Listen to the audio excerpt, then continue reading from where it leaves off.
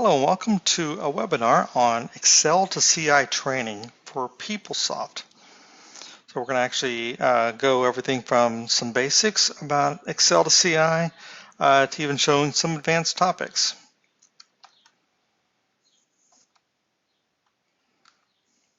So the target audience is definitely developers, PeopleSoft developers, and support staff.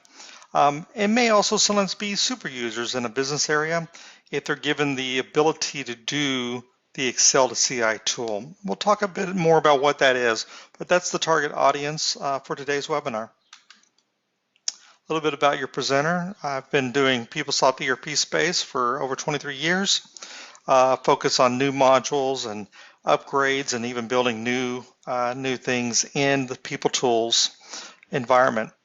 I've got a passion to teach, and that's part of why I'm doing these webinars. And I've done some presentations at Hug, psadmin.io, Collaborate, and Reconnect. So what we're going to cover today, first of all, what is ExcelToCI, just some real basic things. And then we're going to actually walk through building an ExcelToCI, everything from the app designer to what goes into the actual Excel template, from the connection tab all the way to posting your results. So let's jump into a copy of PeopleSoft, and we're going to do some work on the chart field values. The one in particular is the program code. We're actually going to add some new program codes to our system. And again, this is the chart field values found underneath for financials, the setup financials and supply chain common definitions. So. But this will work on most components. Now there is one issue that sometimes a component interface is not going to work for a particular component. And so with that, let's segue into what is a CI and what's this ExcelToCI. Well, PeopleSoft pages are made up of pages, and those pages are grouped together as components. For instance, this is the program code component. But besides entering in the data manually, which could be done one transaction at a time, you also can use something called a CI, a component interface. And it's a way to be able to mass load data into a component via this component interface, abbreviated CI. There's other ways you can load into the tables as well. You can always use SQL to actually load in from the back door, so to speak, using a program or straight SQL.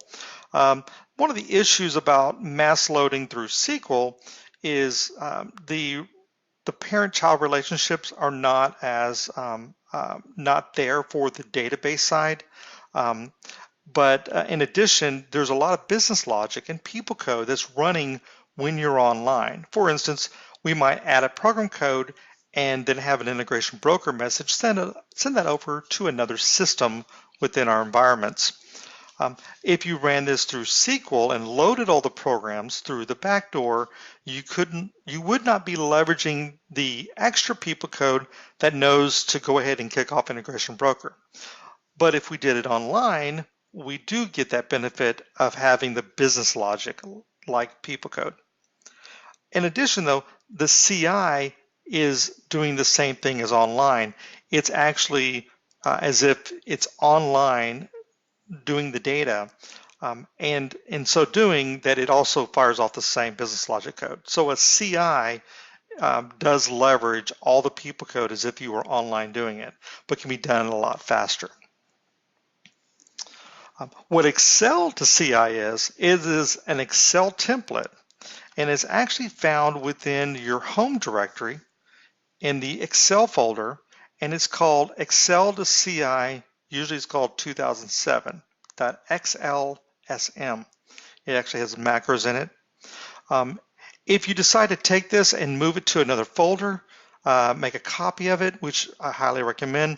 You may also want to make sure you have access to the REL relational language macro file as well. I believe that has to be in the same folder. So if you have some issues, you want to make sure they're both there. So we're going to look at the program code, let's go ahead and open up some sample data just to see what's already out there. We'll see that underneath share, we actually have no data currently loaded in this PUM instance that I'm using. So what we want to do next is actually find what component this is. And what the ExcelToCI is going to allow us to do is use that CI, but use Excel as the tool to load that in. So that's where there's an ExcelToCI that we'll be talking about, but it's simply just CI. CI is the way to actually load that data through the component interface. An ExcelToCI template is an Excel built with macros that actually can talk to PeopleSoft through the CI to do the work for you, so that you don't have to code talking to the CI. Excel will do most of that work for you. And you'll see that throughout this webinar. So now that we've kind of talked about a little bit of what ExcelToCI is, let's actually build one. So first we want to look at what is the component behind this. Now this Control-J or Control-Shift-J should give you the name of the component. I'm using a PS Utility Chrome add-on in my Chrome browser. So I'm going to click here, and I see that it is program definition is the name of my component. So I'm going to save that into the clipboard. And the other thing you can do too in preparation to playing with this is you can always add a value just to see what happens. So here, if I was to add 1, 2, 3, you'll see that it automatically does the date for me, active. I've got to put in a description, a short description. And just for fun, I might put in 1, 2, 3 and see that there's no code that moves it over. There's also manager name. There's also, besides budgetary only flag, there's also a way to do attributes. Definitely another a child table where you can actually do additional attributes to attribute to your chart field. Now I'm not going to save this one because I don't want to actually have it ready to, I don't want to actually start loading data through the front door. I want to load it through the ExcelToCI tool. So over here, I'm going to go back to update display. So we're back to our page to see that currently, again, we have no data loaded. But now that we've found the component, we're now ready to go into App Designer to look for what component interfaces are tied to this component. So let's go into our App Designer. If you don't have access to App Designer, there is some other ways to find this name through query or through a SQL, but we're going to leverage the App Designer tool to do this. So we're going to do an open on components for the program definition. Again, here we see all the pages that make up that component. We're then going to go underneath Edit and do Find Definition References.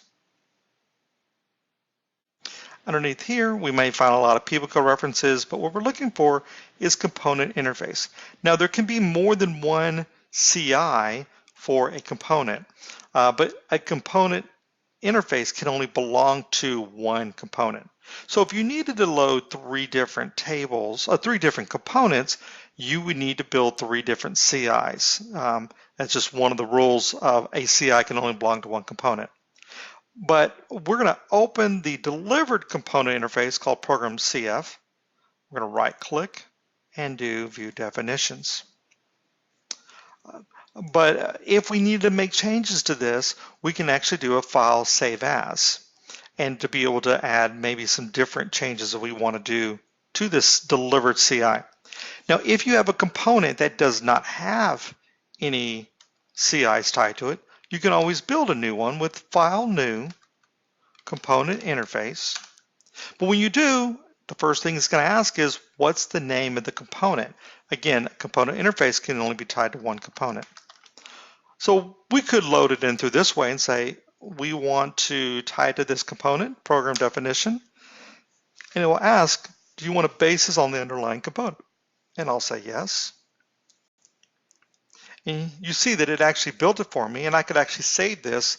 Again, very useful if you have a component that does not have an existing component interface. Now, some pages, some components cannot have a CI.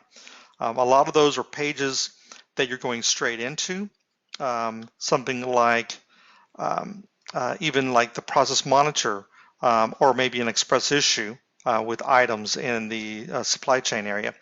The page doesn't have a search record or a way to do an add, and that's the whole power of CI, is to be able to add transactions. But if the page is simply another page for you to be able to look at stuff, it's a lot harder. You can't use a CI for those types of pages.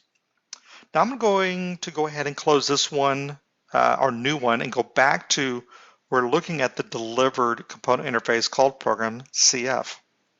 What you have in the left-hand side is a picture of the component and all the records that have been found at their different scroll levels.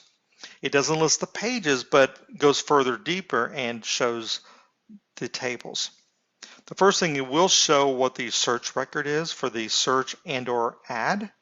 And then it gets into scroll level 0, where it starts to talk about program table is at level 0. It's also at level 1 because program table is an effective date. And you can open that up and see that, yes, effective date, manager name, several of the fields that showed up, some fields that did not, like description long, and some sync information. Those did not show up on our page, but again, they're in the buffer available to us. You'll also find here's the chart field attribute work, where you can actually kind of load that in. Again, that may or may not work, but at least it's telling you that it is a derived work record, and then hopefully there's some save code to actually do it. Actually, it is not there. It is actually down here. The table is actually here, chart field attribute. It's at another scroll level. And so you could actually load in your attributes there if you were leveraging attributes for the program chart field. Over on the right-hand side, though, is the actual CI. So again, the left-hand side is the component and the buffer and everything's available to you. But the right-hand side is what will be in the CI available to our Excel program. So the first few are the finding keys, creating and getting the keys. But where it really gets into the information you need to perhaps modify is underneath properties. It will first set up these two, which usually are going to be your shared keys for either adding or updating. And then underneath program table, again, this is a delivered CI. They're only using effective date, the status, the two descriptions, not the description long, but also the manager name and budgetary only. You'll notice they did not use the chart field attribute table. It's not over here. It can be added. You can actually drag and drop it, but we're not going to do that during this session today. But that is how you could actually add other fields if they were missing. Again, you'll want to save this CI as another name since this is a delivered CI. The methods are not as important, and those kind of come pre-delivered, and so you shouldn't have to mess with those. But again, if there's a field missing, you can actually take the description long and move it over so that it is part of the template and you'll see it in Excel.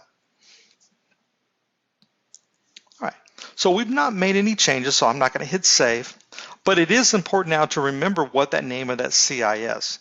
Some CIs have the same name as the component, and some are the component name with an underscore CI added on.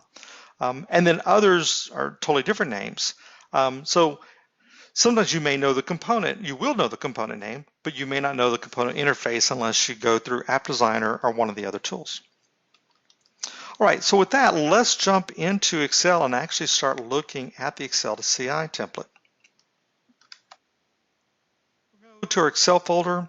Even though we normally could use the ExcelToCI 2007, I actually have my own copy that's works for Windows 10. Being that I'm in Tools 857, this one actually did work on my Windows 10 environment, but I've actually got other things plugged in here, including some additional features I've added to my own template, even a delete option, which I'll cover at another time. So we're going to open the ExcelToCI template.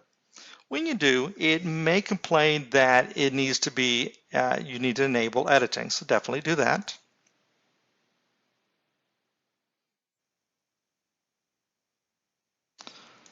All right, so now that we're in here, we have several tabs at the bottom. The cover sheet covers some of the things that we'll definitely be covering in this webinar. Most people skip the cover sheet. The first thing you want to do is get most of your Connect information all geared up and populated. The exception is the action you won't do until after you've started loading the template. We'll come back and actually pick the right action later. So for my environment, I've put in, because I'm running a PUM, I'm putting in my internal name, my port, and then the site name is PS. For a lot of times, if you are trying to find what values to put in here, the key is to look at the URL when you're actually inside PeopleSoft. So we'll do that real quick. We'll actually look here. And here you see there's my site name, not my site name, but my URL. There's my port, and then there's the employee, which I use as well. You'll notice PS, actually PS is right there. And so after your PSP or PSC, you should have what your site name is. Most of the time that is the database name, but if it's a PUM image, it's probably going to be lowercase ps. So once that is set, we're also going to use PT local and then English, and we'll talk about the chunking and error thresholds later. All right, these other boxes here are on my copy, and there'll be some pointers we will use later on as we go along in this webinar.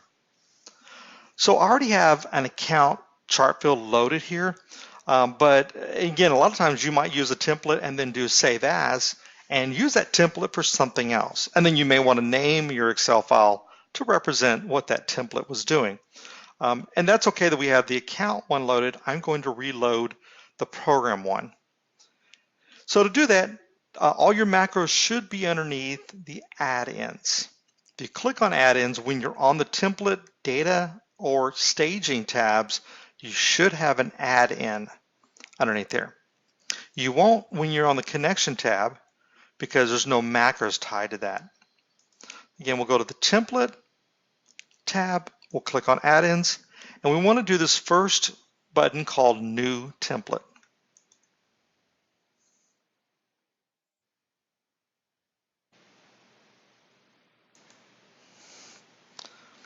All right, so we got a small error there. So what I'm going to do is, let me go ahead and we will open the 2007 one. Now we can actually walk through what you would do as well. So here we're going to pick the FCM9232.com. We're running at port 8000, employee, PS, PT local, and English. So we should be good there. And we're going to run just a 40/30 on our factors and thresholds, which we'll cover later. In place, we'll go over our templates. Real quickly, I am going to do a save as so that we can keep our original one. Call that training session. So now we're ready to go to our add-ins and do a new template. And so with our login, this can be the login you can use for the PIA, for the web side of PeopleSoft.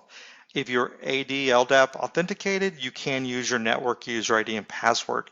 You can also use your app designer user ID and password, especially if you actually have the ability to log into App Designer with either one. So we will log in as one I need to here. And this is the component interface name, and this is where we're going to pick program CF, and we will just go back and double check that with our app designer. That is the name, program CF. You can also generate a log, and that log file is going to be It won't always populate, but when it does, it's going to be wherever your system environment variables are for the temp folder, which a lot of times is underneath your username, local, app data, local temp, not always your ctemp. So we'll say OK. Now at this point, if you got any errors and it showed you a Visual Basic, it may be because of an issue between Windows 7, Windows 10, or possibly 32-bit, 64-bit. There could be a lot of issues and a lot of pain to try to get that figured out. Definitely, if that happens, make sure you're using the best copy of Excel, the template, from the Excel folder of your PS Home for your best tools.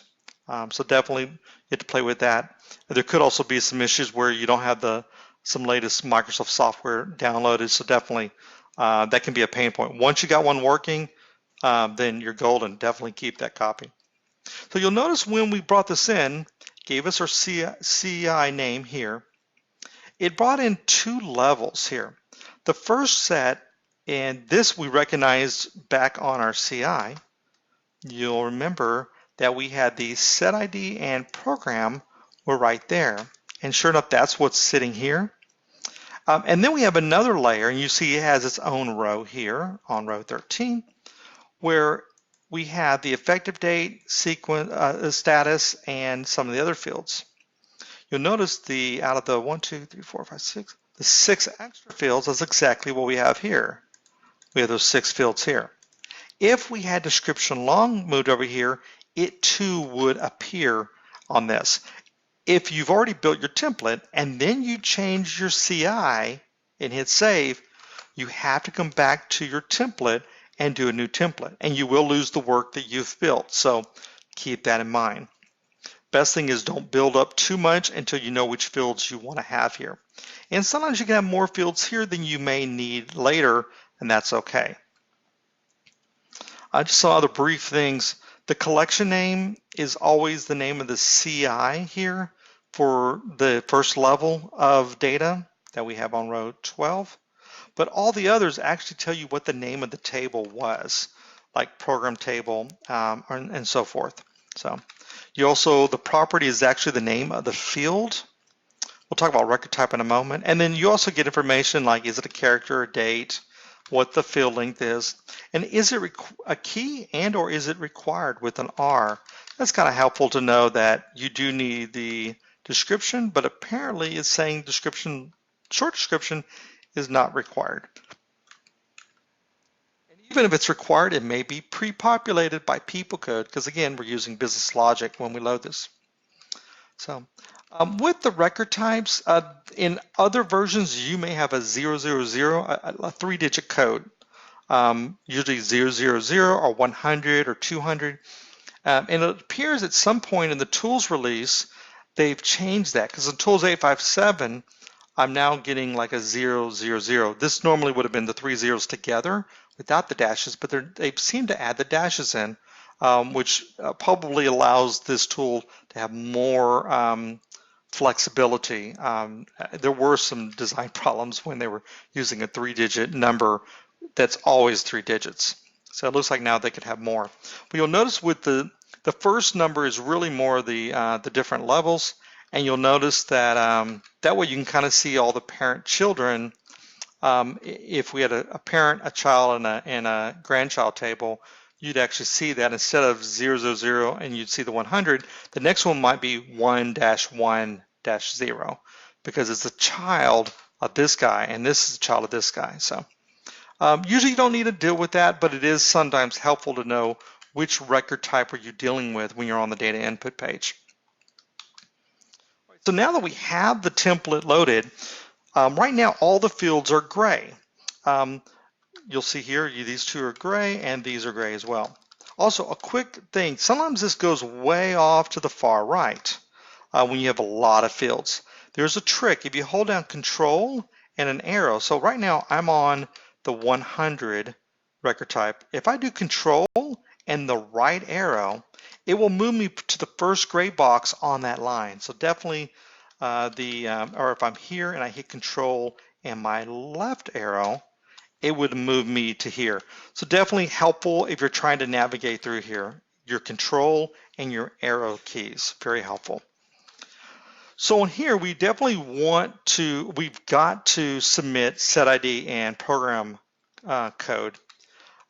So with the program code, I want to select that first. And up here, I'm going to pick select input cell. That's going to turn it orange. And what that means is I want to input it. I want the user to give me data, and it eventually will be on the data input page. You can also deselect it as well. But we're going to keep it as selected as an input cell. You can also click on all input cells, but that would turn everything to orange. You can clear this out, restore input. Inserting a new child is an advanced topic we won't be covering today. And then you can include everything for submission or just for the field here. So I'm going to say for set ID, I want to include it for submission, but I don't want it as an input cell.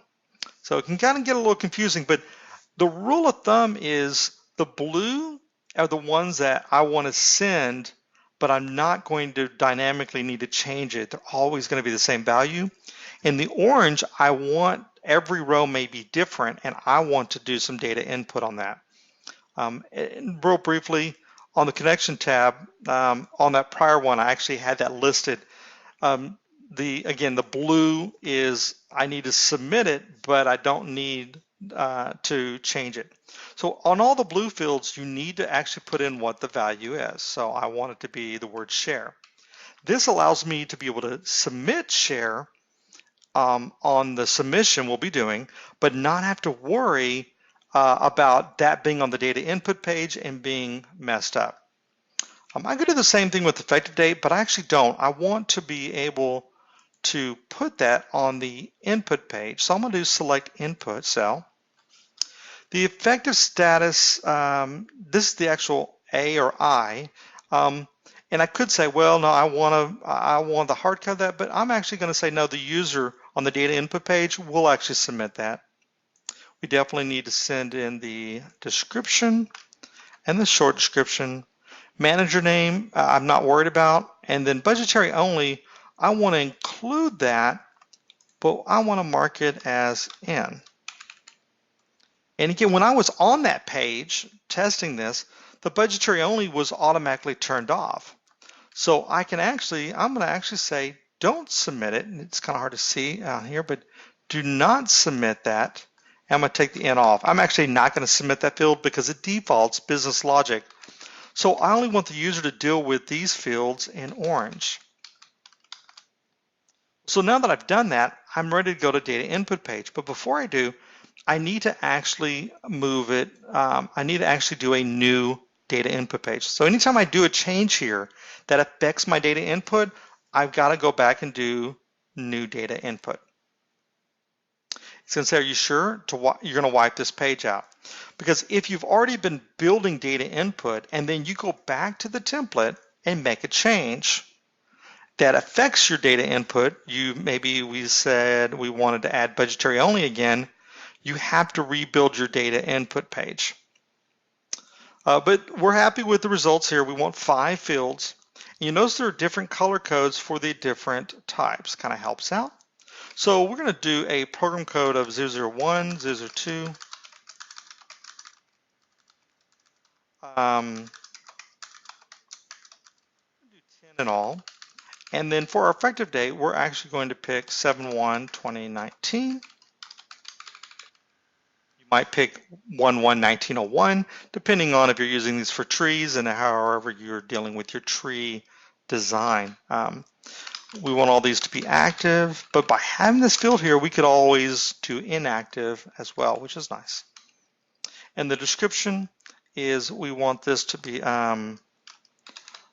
I'm going to do here is I'm actually going to do a quick trick where I want this to be equal to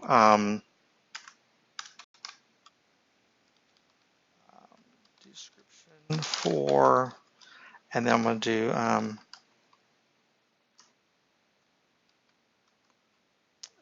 A5. And this trick may not work as fast, but we'll try one more time. what I'm doing is, well, oh, I was missing that. So what I'm doing is I'm actually making that data, utilizing that so I don't have to put the word description for. Now, those are all formulas, and the formulas should work, but just as a rule of thumb, I'm going to repaste those in there. I'll actually copy it, and then I'm going to paste special and go to actually dumping the values. So I'll lose the function, the formula I built, but that's intended. And then for the short description, we'll do the same thing. Okay. So that's the data that we're going to be wanting to send.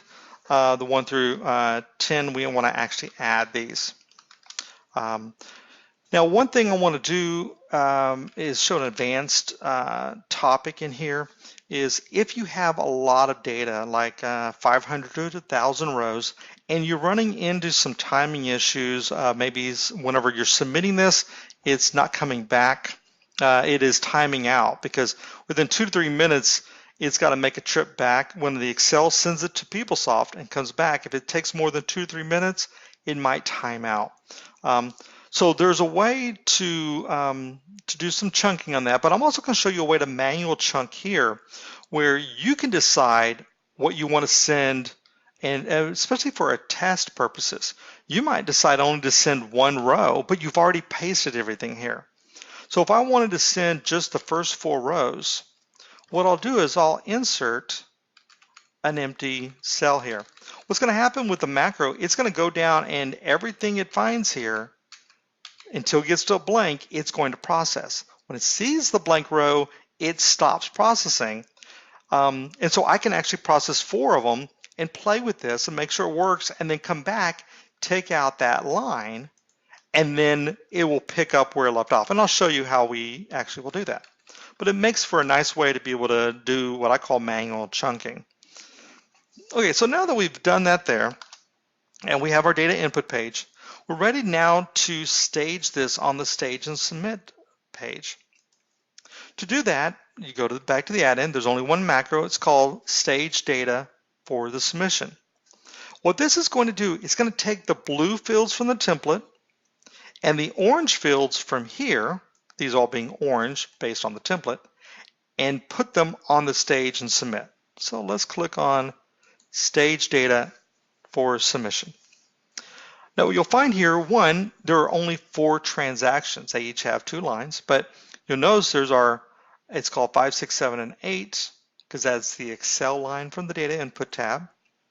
But here you see it only did 1, 2, 3, and 4. And again, that's because we put a space there and it stopped when it ran into no more data. It thought no more data. Each row has 2 rows for here because there are 2 types of record types.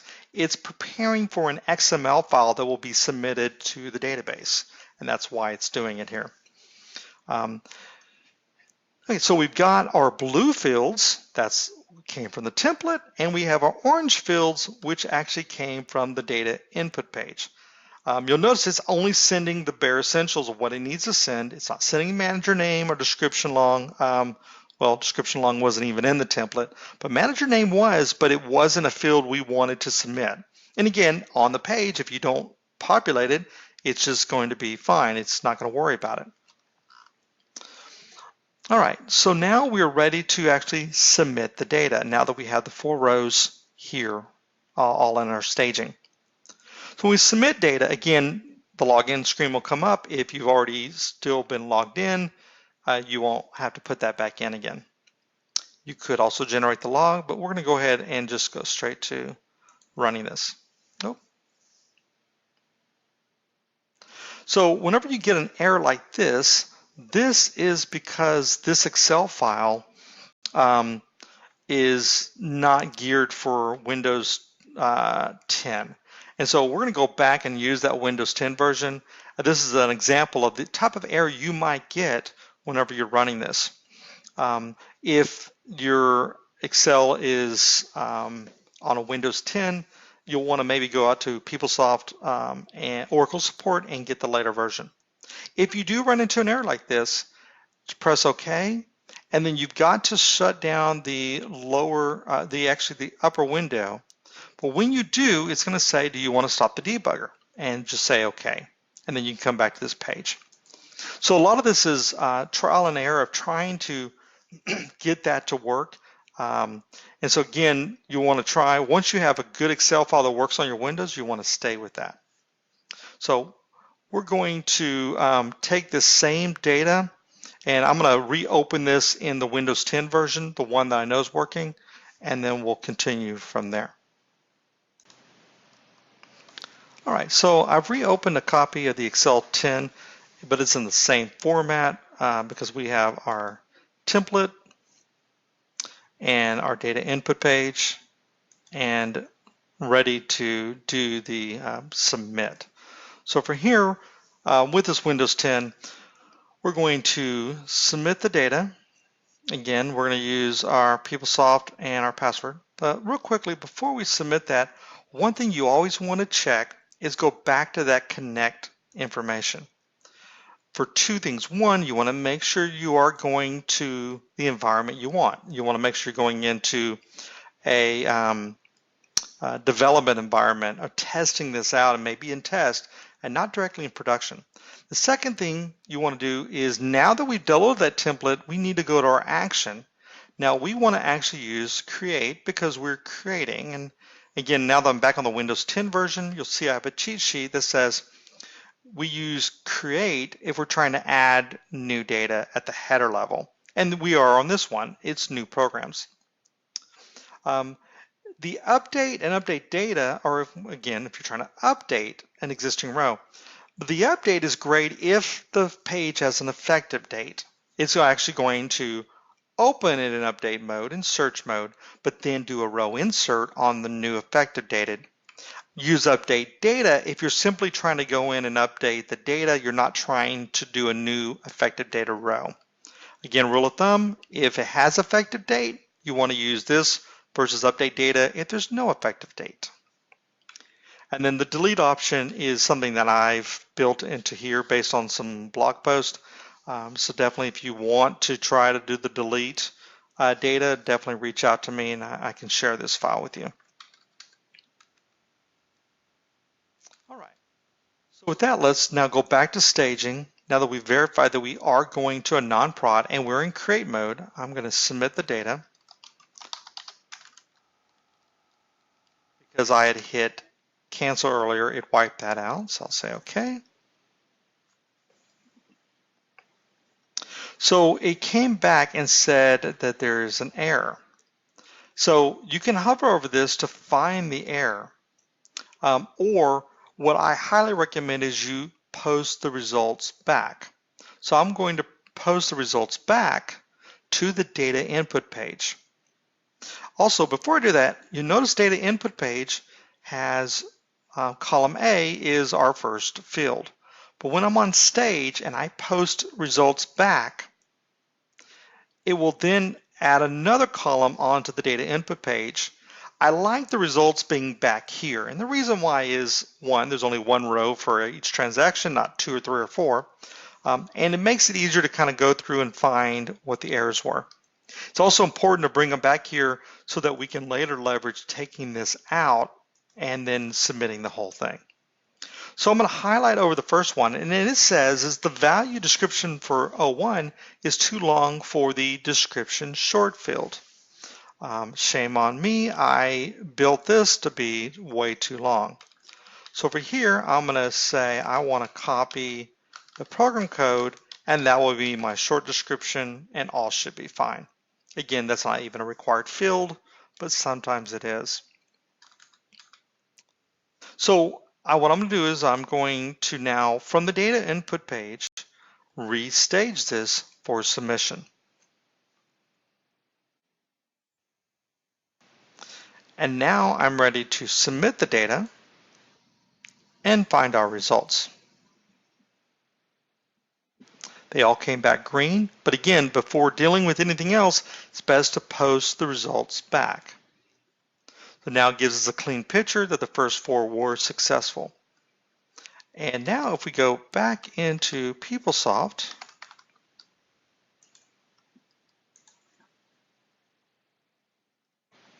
and we look at the program data underneath chart field values,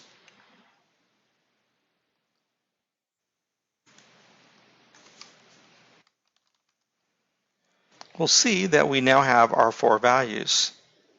We can click on one just to see that it is the date we asked for and everything else is looking great. So now I'm ready to load the other one. So what I'm going to do is delete this row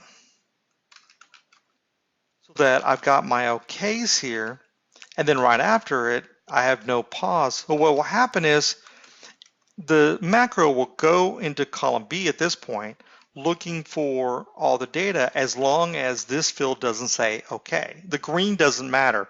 It's the word OK. Means it was fine on a prior pass, don't stage it again. So the first 4 are going to be skipped, and it will now do the next 6, and then it will stop because I have a space there.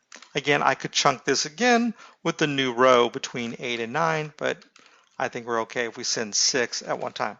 And a lot of times you can send the whole load, but if you run into an issue of timing or timeouts, definitely leverage that trick to be able to do a row insert to get a blank row, and it lets you do your own manual chunk.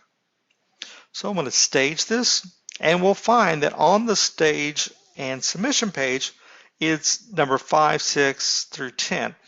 It does not have 1 through 4 because those were set as okay. Again, important reason why after you submit, you should always post your results back. So I'm going to submit the data.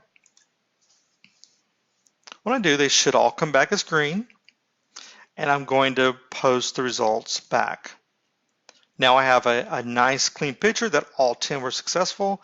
I could even take a copy of this data input page. Perhaps I could take this right here, copy it to a new Excel, and send that back to the business owner that we were doing the data input for, letting them know this is the data on the data input page. This is what we submitted. And again, on the stage and submit page, you can see that combination of the blue fields from the template, the orange fields from the data input page. So now that we've loaded that in, let's see what would happen if we're still in create mode, but we decide to take these all out and restage these. So we're going to stage the data. It should have all 10, and it does. We're now going to submit the data in create mode. And so it's going to come back and complain and say, you know what, there's errors. Now, I can send these all back to the data input page, and in fact, that's probably best practice. Let's do that. And on each of these, we hover, and it says the row already exists with those keys because our main 2 keys, it was talking about not only, let's talk about that effect, not the effective date, but the set ID and the program code. It already found them. Now that would have been fine if we were in update mode. But even in update mode, what I'm going to do in update mode is go back to our data input and say, well, that's great for 7.1, but now I want to say as of 7.12. Put that there. I don't want it to say description. I just want it to be a pure description. I could even maybe say they're all inactive now too. So again, even though they're all in error, I don't have to wipe out the error. If they were okays, I wanted to resubmit them, I'd have to. So I'm going to stage that data. And you can always check in the stage and submit to see, yes, that is the right description we're trying to send. Those are the right dates. And so we're going to submit that data.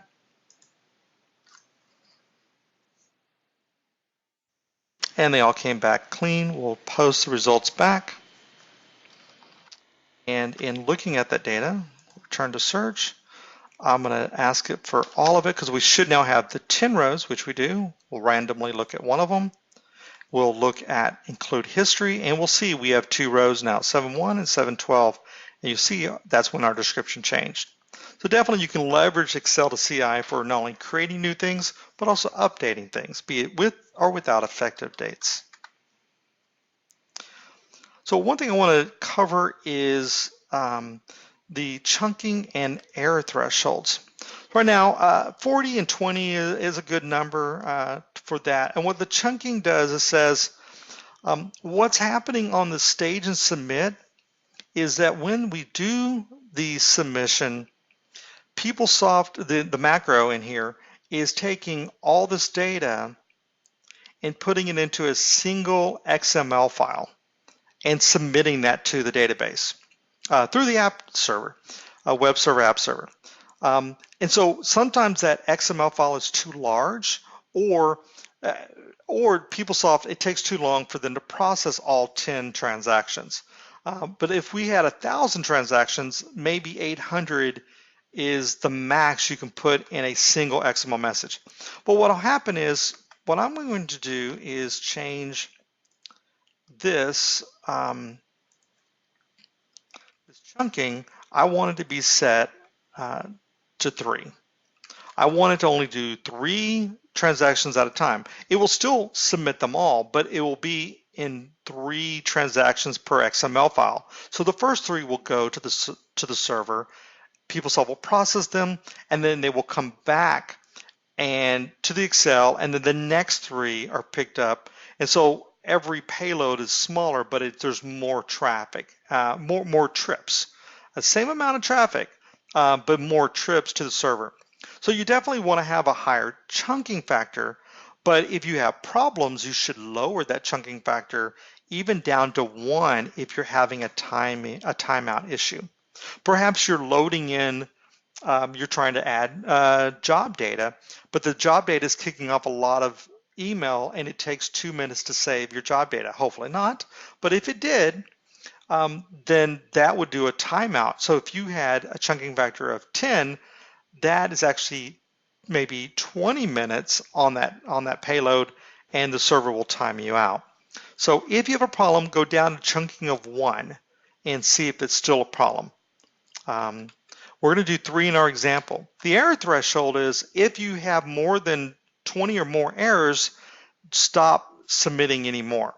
Now, if the chunking was at 1,000 and your error threshold is 3, it's not going to check the error threshold until the trip comes back. So each chunking factor trip is checked for the error. What we're going to do on the errors is say I only want, if there's 1 error, I want it to stop. The other thing we're going to do is we're going to keep it update mode. We're going to keep all this as 712. So it should run into an error because this row already exists. You can't add another row with the same date. So we're going to submit this data. We're still 712, so now we're ready to see what happens. Again, our threshold is chunking of 3, threshold of 1. So when we go to submit that data, what you're going to find is we're going to get 3 errors. It's going to tell us the threshold has been exceeded.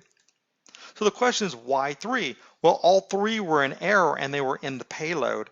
So it didn't know to stop it till it came back with the first 3. They were all in error. It's over the threshold of 1 being an error, so it then stops. So the same thing is you could actually have the error threshold being 4. Now I'm going to cheat, and I'm not going to post the results back and bring them back in, and I don't need to clear these out. The system knows that when I submit, it's already been staged, so you can actually cheat. It's not best practice, but if you're testing this to kind of see how it works, you can actually just resubmit it from here. We're in a testing mode anyway, so we're not really needing to post the results back. So I can actually resubmit the data from here. Now we should have 6 rows. Again, we hit the threshold of 4, but because the next 3 are all on their own payload, we wouldn't get stopped until we were here. One other piece, if you're testing and just playing around, you can actually change one of these values in here. Again, you've tested, what was it called? You have staged the data. At this point, this is the data that's going to be submitted. Now, it is not advisable to change the data here, but if you're testing and just playing around and trying to see how things work, you can actually update the data here, but it's not advisable if you're trying to prepare for something that's going to go into production. You really want to use your template to hard code the values that can be hard coded in blue, and your data input page for what you want to dynamically be able to copy and paste to be able to actually do the staging. All right. So what I want to do is just cover some final points.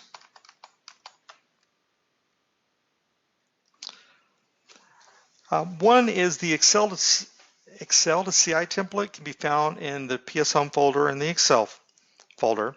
That one, again, may only be good for Windows 7 or below. For Windows 10, you may need to go back out to Oracle support and find a better copy of it. The second one is don't open two Excel templates at the same time. Because of the macros, they will actually overwrite on each other and actually give you errors. It actually won't work. It won't corrupt the data. It actually just won't work. So definitely you want to make sure that you do not have two templates open at the same time. Definitely leverage delivered CIs when you can. The connection tab, you can use the web address for your PeopleSoft to actually get what all you need for that connection tab. Your URL is going to have most of that information, if not all of it. The orange versus blue on the template, again, blue is for hard-coded values. Orange are the ones you want to add to the data input page, and when you do the stage, it merges those two together. The manual chunking that I showed you, so that actually on the data input page, add an empty row, definitely utilize that. And use the post results anytime you submit data, you want to do that. The other thing you may not have realized, but I was saving that Excel sheet very often. I was doing the Control S. So you definitely want to save your Excel file to make sure that you don't lose your data. Brief overview or summary again. Once you set up the data here, you're going to go to the template and you're going to do a new template. You're going to manage it with setup, select input cell, and include for submission of the two most popular ones. Then you'll jump to the new data input page so that you have data here. You want to make sure all your blue fields have a default. Your orange fields do not need to. And then once you have the data input page, you're going to do the staging. And once you've staged it, you can then submit and then post the results back. Again, always check to make sure you're using the right action and that you're actually going to the right database. Best not to go into production until you're ready. One other field that we did not cover is the submit blanks as input. Depending on your release or your ExcelToCI template, it may not have this, but if it does, it defaults to no. And what that means is if you're updating data and you're sending the data, but you're not planning to change it, it's considered a blank. So the question is should blanks actually wipe out data? Well, usually no, but if you think about it, in ExcelToCI, that would be maybe interesting is could you go and take out the manager name? And you can do that if you say, yes, if I send a blank field as data input, I wanted to actually wipe out that data and get rid of it. So that's definitely something you might want to leverage. The default is no, and I would keep it there. So definitely appreciate you listening in, and hopefully you've learned a lot about ExcelToCI. I try to throw in some advanced topics in today's talk as well. Definitely visit PeopleSoftTricks.com for more free tricks and code. Got a lot of things out there. I've even got a rebuild on the Process Monitor 2.0. as well as a email monitoring framework where it will actually give you alerts through email, and several other things going on out there. So definitely, if you need to reach out to me, psadmin.io has a Slack channel and also my LinkedIn, and there's several ways to contact me through PeopleSoftTricks.com. And last, definitely spread the word. I appreciate it, letting everyone know about what we're doing here and all the free stuff, and that you can leverage in your people tools.